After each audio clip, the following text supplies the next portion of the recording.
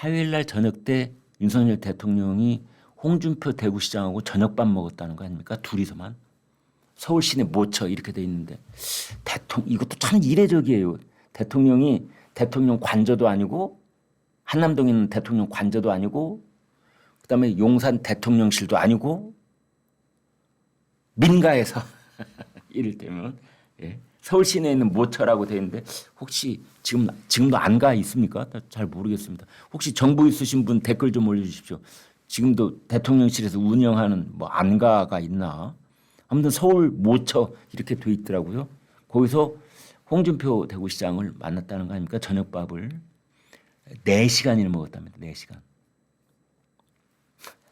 저는 저녁밥 약속 뭐 늘 있죠. 뭐 만나서 실컷 얘기했다고 뭐 시간 딱 보면 1시간 반 지나고 그랬는데 그것도 여럿이 앉아 있어도 실컷 얘기해도 1시간 반이면 뭐 얘기 웬만큼 오고 가던데 4시간이면 도대체 무슨 얘기까지 한 거예요, 두 사람?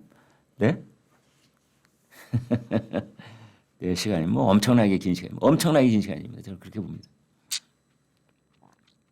근데 그 자리에서 그 홍준표 시장이 비서실장으로 장제원을 적극 추천을 했다는 거죠.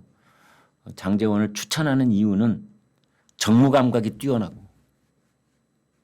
그다음에 두 번째는 충직하고. 그러니까 이 총리는 총리의 후보 요건으로서는 야심이 없어야 된다. 야심 혹은 사심. 아무튼 야심, 사심 이게 없어야 되고 그다음에 여야 소통을 잘할 수 있어야 된다. 그러니까 사심과 소통 이걸 꼽았다는 거 아닙니까? 근데 야심과 사심 이 부분은요 이런 겁니다. 총리가 자기 정치를 자꾸 하려는 사람들이 있으면 곤란하거든요. 대통령과 맞서려고 하고 때로는 대통령 머리 위에 앉으려고 할 때도 있고 그리고 총리 끝나고 나서 대권 도전을 하려고 한다든지 이런 생각을 갖고 있는 사람이라면 그건 곤란하다. 그런 사람 앉히면 안 된다. 굉장히 큰 갈등을 유발할 수가 있다. 이제 이런 겁니다. 따라서 총리 후보는 그러한 총리 자리를 지내고 난 다음에 그 넥스트 스테이지에 대한 어떤 야심이 없는 사람, 대권 야심이 없는 사람이겠죠. 총리 다음에 어떤 자리가 있겠습니까? 대권이죠. 이제 그러면서도 지금의 야권하고 소통을 잘할 수 있는 사람. 그래서 이제 김한길 국민통합위원장을 추천을 했다는 거죠. 그래서 총리는 김한길, 비서실장은 장제원 그렇게 추천을 했다는데 그게 이제 16일입니다. 저녁밥 먹을 때. 그런데 17일 새벽이 딱 돼서 보니 박영선 빅카드가 지금 등장을 한 겁니다. 그래서 2시엔 김광일 쇼의 결론은 제 결론입니다. 저희 제작진들은 또 다른 생각하고 있을지 모르겠는데요. 아무튼 지금 이 시간 현재 목요일 오후 2시 25분 현재 국무총리는 박영선 그리고 대통령 비서실장은 장제원 이제 유력한 카드가 아닌가 이렇게 봅니다. 틀릴 수도 있습니다. 근데 이제 홍준표 대구시장 만났다고 하니까 조선닷컴은 이런 보도를 했네요. 홍준표가 총리 후보 아니야? 당연히 그 말 할 수 있죠. 네. 4시간이나 밥을 먹었다니. 그리고 총리 후보 자격으로 홍준표 시장은 차고 넘치죠. 네. 그만한 인물도 없다 싶은 분들도 있을 겁니다. 정치하면 뭐 정치, 행정이면 행정. 뭐 홍준표 시장이 모르는 게 뭐가 있겠습니까? 그런데 이제 그 윤석열 대통령 입장에서 본다면 홍준표 시장이 만약 총리가 되면 대통령이 총리를 모시고 국정 운영을 해야 되나? 뭐 이런 모양새가 보일 수도 있다. 그런 건데요. 아무튼 그 저녁밥 자리는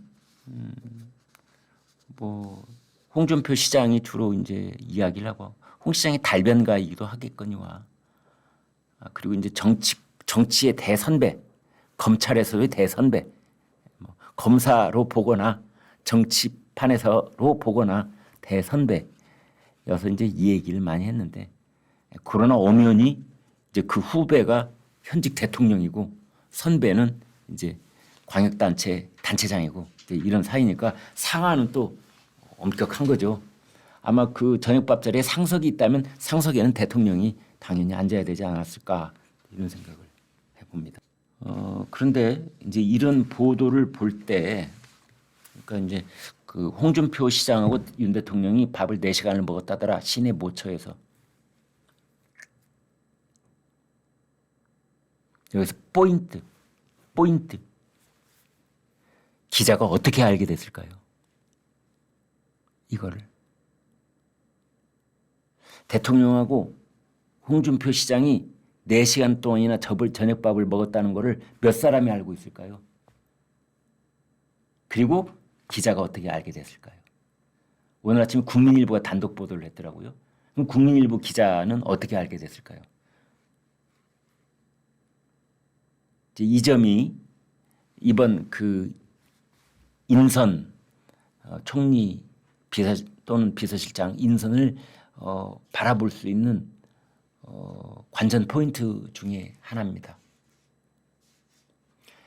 그렇게 밥을 먹고 나서 대통령이 이것을 기자한테 말했을 리는 저는 없다고 봅니다. 설마 대통령이 완전 비공개 상태로 홍준표 시장 만난 다음에 그걸 기자한테 전화 걸어서 저 대통령입니다. 제가 방금 홍준표 시장하고 저녁밥 먹었는데 모르고 있었나요? 4시간 동안 먹었습니다. 이러겠어요? 그럴 리는 없죠. 홍준표 시장이 기자한테 얘기했을까? 저는 그렇게 보지 않습니다. 왜냐하면 홍준표 시장 입장에서는 그래도 상급자인 대통령, 그것도 대통령, 보통 상급자입니까? 우리나라에서 유일무이한 최고 국가원수하고 밥을 먹었는데 그것도 비공개로 내가 먼저 이 얘기를 하고 다닌다고요? 그건 안 됩니다.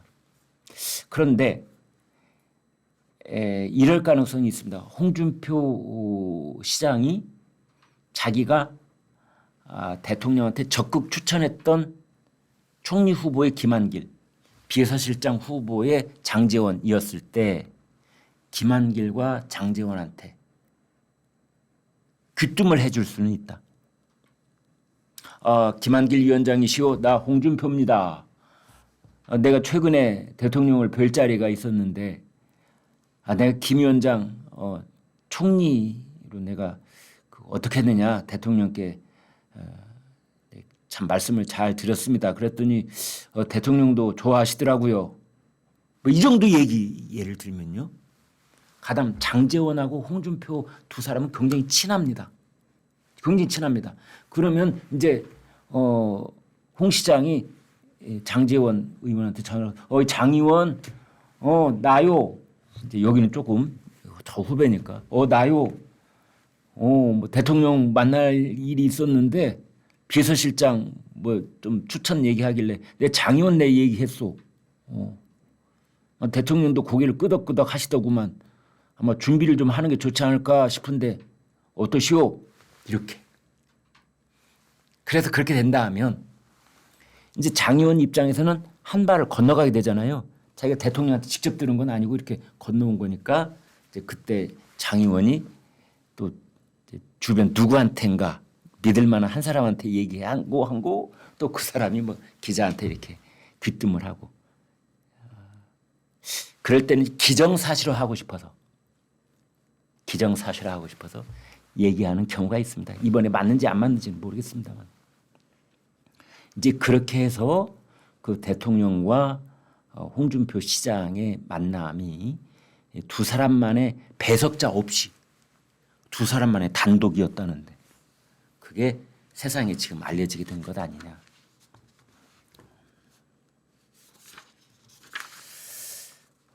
그런데 하나는 그동안 지난주부터 이번 주로 건너오면서 홍준표 시장의 발언 내용입니다. 우리는 대통령과 둘 사이의 만남을 전혀 모르고 있었는데 홍 시장이 한동훈 전 비대위원장을 아주 그냥 깨박살을 내는 그런 어떻게 보면 인격 모독에 가까운 그런 날선 비판들을 한 번도 아니고 제 기억으로 한 서너 번쯤 됩니다. 거의 연타석으로 그냥 매일같이.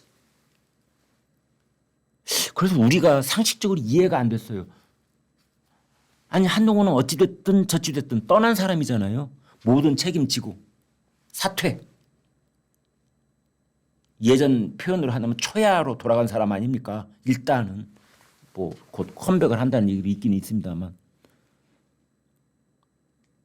모든 책임을 지고 떠난 사람을 땅바닥에 눕혀놓고 또 발로 지근지근 밟는다고요? 아, 우리 정치권에 그런 일은 없습니다. 아무리 요즘 뭐 충돌이 심하고 뭐 반목이 심하고 그래도 더더군다나 같은 탕 아닙니까?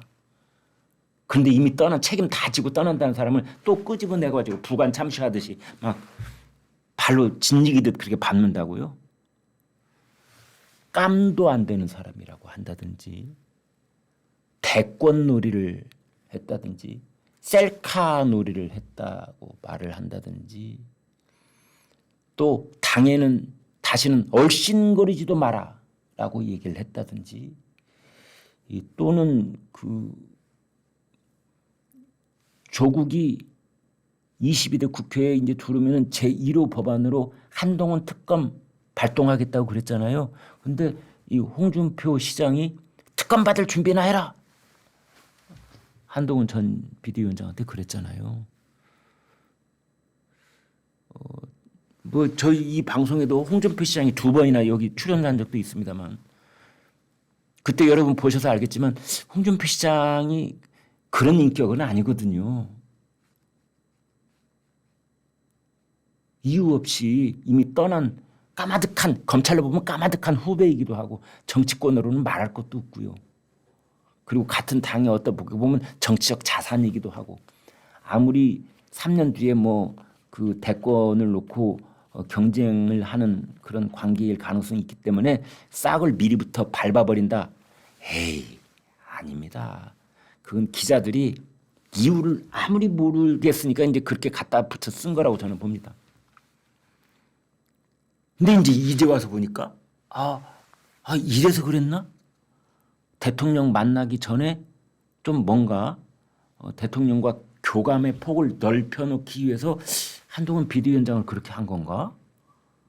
이제 이런 생각이 여러분 드는 겁니다. 이제 그래 놓고 보니까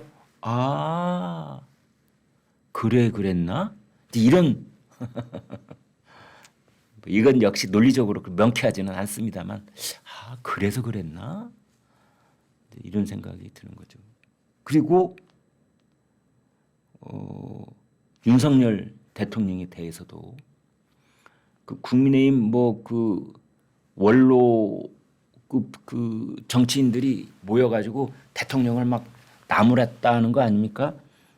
대통령이 이번 총선 참패의 원인이 대통령의 불통, 당의 무능, 대통령의 독선 이런 거에 대한 국민의 심판이다. 국민의힘 상임고문단 그런 의견들을 내놨다는 거예요. 그러자 홍준표 시장이 막 적극적으로 대통령을 이렇게 이제 역성 들고 쉴드를 쳤습니다. 윤 대통령은 그래도 대통령 선거와 지방선거에서 승리했다.